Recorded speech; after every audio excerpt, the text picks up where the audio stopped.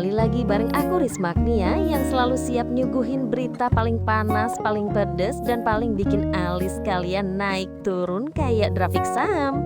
Dan hari ini, wow, panas banget loh, karena kita bakal bahas drama yang lagi rame banget. Benarkah dua anak Sarwenda cuma dijadiin penglaris di live TikTok? Atau cuma salah paham dari pihak Ruben Onsu? Yuk wes, kita kupas satu-satu.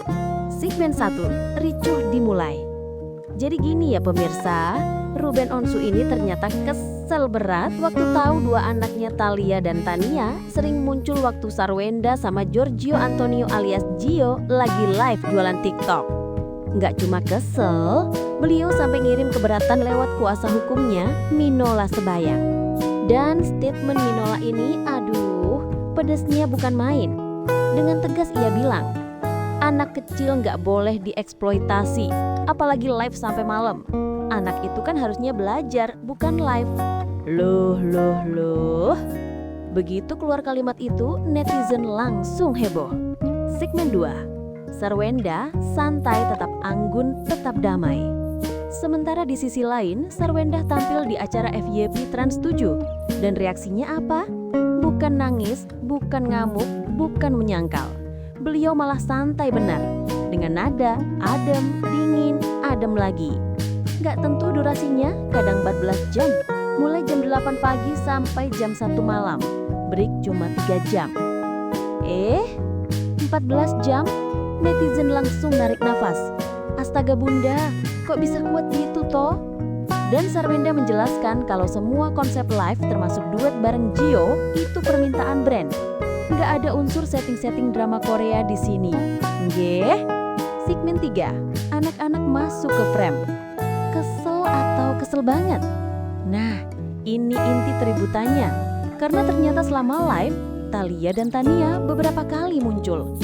Kadang nempel ke Sarwenda, kadang ke Gio, kadang ikut nimbrung kayak cameo favorit fans. Ruben pun melihat itu sebagai eksploitasi anak. Tapi Sarwenda, aduh, jawabannya lembut tapi nusuk. Anak kan gak bisa di briefing. Kalau mereka happy ya aku happy. Yo opo iki. Yang satu bilang eksploitasi, yang satu bilang anaknya seneng kok. Dan puncaknya ada sebuah momen live TikTok di mana Gio terang-terangan bilang ia menyayangi Sarwenda karena sering bareng kerja dan live. Dua anak Sarwenda langsung salah tingkah. Pemirsa, itu bagian yang bikin netizen mendadak jadi detektif. Segmen 4, drama atau salah paham? Sarwenda pun menjelaskan panjang lebar. Anak-anak itu nggak pernah dipanggil, nggak disuruh tampil. Mereka datang ya datang sendiri. Mereka pergi ya pergi sendiri. Se-freestyle itu. Beliau bilang, aku live di rumah supaya aku bisa lihat anak-anak, sekalian quality time di sela kerja. Loh, ini jawaban ibu-ibu yang masuk akal juga ya. Dan memang dari beberapa potongan live yang beredar, Thalia dan Tania terlihat manja dan nyaman banget. Bukan kayak anak yang lagi dipaksa tampil. Tapi lagi-lagi, interpretasi publik itu bebas. Yang ngerti ya cuma mereka bertiga, Ruben, Sarwenda, dan anak-anak. Segmen 5, kesimpulan dramatis. Pertanyaannya sekarang, apakah anak-anak ini sengaja dijadiin penglaris atau cuma bentuk kedekatan natural antara anak dan bundanya saat bekerja? Kasusnya rumit pemirsa, karena satu sisi bicara hukum, sisi lain bicara perasaan ibu dan anak. Yang jelas, drama ini masih panjang dan makin pedas setiap hari.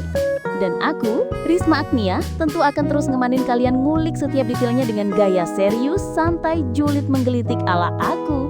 Penutup dramatis. Jadi, kita tunggu aja bagaimana langkah Ruben selanjutnya dan bagaimana Sarwenda menjawab semua tudingan. Karena dalam dunia hiburan, yang kelihatan belum tentu yang sebenarnya, yang terdengar belum tentu yang terjadi, dan yang rame ya pasti kita bahas di sini. Sampai jumpa di berita pedas berikutnya. Dadah pemirsa.